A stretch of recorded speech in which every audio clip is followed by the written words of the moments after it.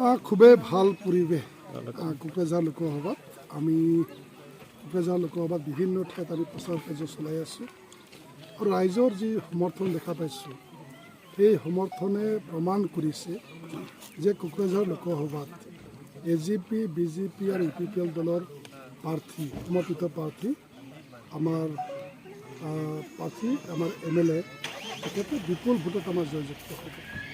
আমি আজিৰ তাৰিখতো যদি নিৰ্বাচন হয় 4 লাখতকৈ অধিক ভোটৰ ব্যৱধানত আমি জয়যুক্ত হ'ম। বিগত সময়ত যেহেতু ৰাজ্যসভাৰ MP হৈ আছিলে, কিন্তু আদিবাসীৰ সমস্যা বহুত এনেকৈ থাকিলে পেণ্ডিং হৈ, কিন্তু সেই সময়ত সমস্যা সমাধান নহয়। গতিকে বহুত আদিবাসীসকলৰ এইটো দাবী হৈ থাকে যে আমাৰ আদিবাসীসকলৰ এতিয়ালৈকে সমস্যা আছে এই অঞ্চলৰ বাসিন্দা। কি ক'ব? চাওক, আদিবাসীসকলৰ বিশেষকৈ আমাৰ এই অঞ্চলত মাটি বাৰীৰ সমস্যা এটা আছে। এতিয়ালৈকে মাটি বাৰীৰ এলটমেণ্টবিলাক হোৱা নাই বা ম্যাদি হোৱা নাই। এই সম্পৰ্কে আমাৰ কথা বতৰা চলি আছে।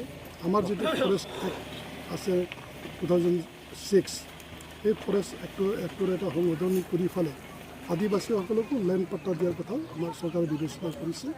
গতিকে আমি ভাবোঁ নিৰ্বাচনৰ পিছত আমাৰ বৰ্তমানৰ যি চৰকাৰ, ডক্টৰ হিমন্ত বিশ্ব শৰ্মা ডাঙৰীয়াৰ নেতৃত্বত যি চৰকাৰ আছে, এই চৰকাৰে আদিবাসীসকলৰ এই মাটিৰ যি সমস্যা আছে এই সমস্যাটো নিশ্চয় সমাধান কৰি দিব।